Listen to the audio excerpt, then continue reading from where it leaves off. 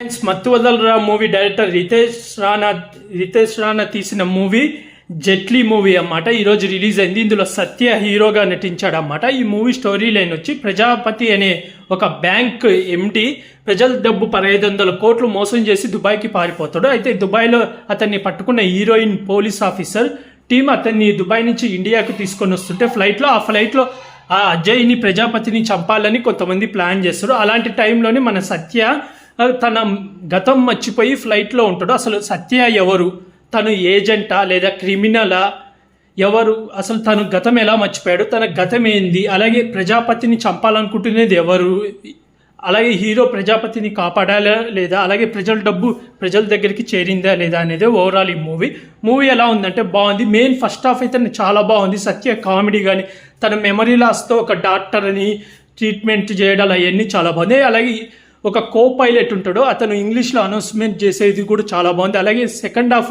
ఎండింగ్కి ముందు ఒక సాంగ్ వస్తుంది. ఆ సాంగ్ అయితే చాలా బాగుంది, హైలైట్. సెకండ్ హాఫ్ కొంచెం కామెడీ తగ్గుద్ది. ఓవరాల్గా అయితే ఈ మూవీ అయితే నాకు నచ్చింది, పర్లేదు, చూడొచ్చు. ఈ మూవీకి రేటింగ్ వచ్చి 5కి 3 ఇస్తున్నాను. యాక్టింగ్ వైజ్గా అందరు బాగా యాక్ట్ చేశారు.